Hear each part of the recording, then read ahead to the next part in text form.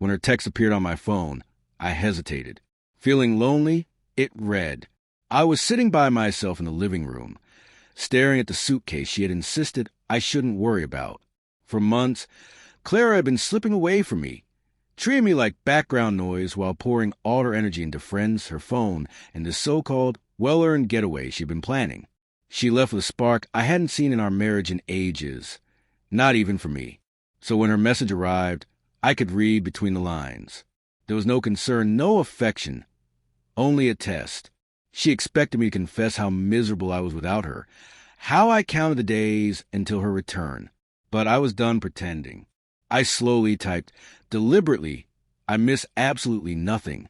The moment I pressed send, I sensed the ground beneath our marriage shift irreversibly. Her reply didn't come immediately. I imagined her smirk fading into confusion, maybe even irritation. The typing bubble flickered on and off, uncertain, indecisive. Finally, she asked, asterisk, what do you mean by that? Asterisk, I didn't answer. Instead, I opened a folder I had been quietly building for weeks. Screenshots of her late-night chats, hotel confirmations she forgot to sync, pictures from friends' social media showing her with someone she claimed she barely saw anymore. For months, I had doubted myself. Maybe I was insecure. Maybe I was overanalyzing. But the truth had been staring at me the whole time. She wasn't losing interest in life. She was losing interest in me. Instead of answering, I sent one line.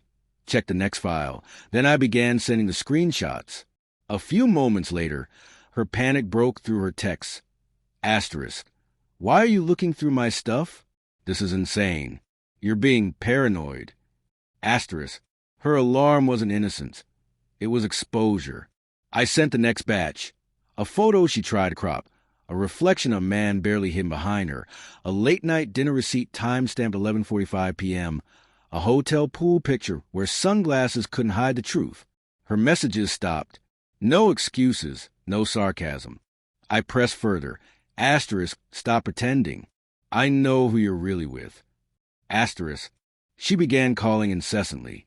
I let it ring, one call after another, the sound filling the room like an alarm I had ignored for too long. After 7 missed calls, she texted, asterisk, please pick up.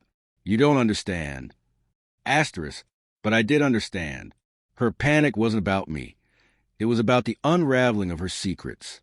I sent one more message. Asterisk, do you want me to show you what else I know? Asterisk, I attached a hotel lobby screenshot I had received anonymously, showing her too close to the man she insisted she had blocked months ago. Her reaction was instant. Asterisk, where did you get this? Who sent you this? Asterisk, I stayed silent. Her fear said enough. Another call came, longer this time. Desperate, I texted. Asterisk, enjoy your trip while you still can. Asterisk, and just like that, her composure shattered. Asterisk, no, I'm coming home right now. Asterisk, the woman who had left smiling was now frantic, terrified, scrambling to contain a story she never thought I questioned. She admitted to seeing him by coincidence, insisted they only talked, claimed she never wanted to hurt me. Each explanation contradicted the last. I didn't argue. I let her drown in her own lies. Finally, she pleaded, asterisk, please don't leave me. Asterisk, the irony stung. She had abandoned me emotionally long before this trip. She just hadn't expected the door to swing the other way.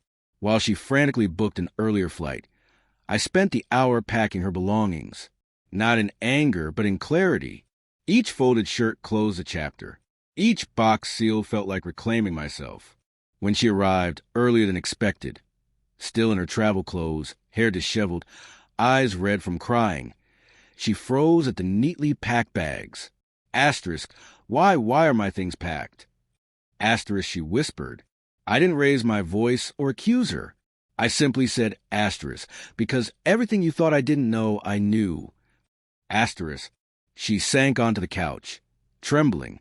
Please, just talk to me, she begged. But talking was what I had longed for all those months. Talking she had refused. Every hidden glance at her phone, every secret smile, every unanswered question had been a refusal. She looked around at the quiet, at the calm, and realization hit her harder than any argument ever could. This wasn't a threat. This was reality. I was already gone. Her explanations came fast, messy, and emotional. She claimed she felt lost, that the trip had spun out of control, that she never meant for things to go so far. She reached for my hand, but I gently withdrew. "Don't," I whispered. She broke, covering her face, collapsing under consequences she never imagined. Asterisk, we can fix this. I'll block him. I'll do anything.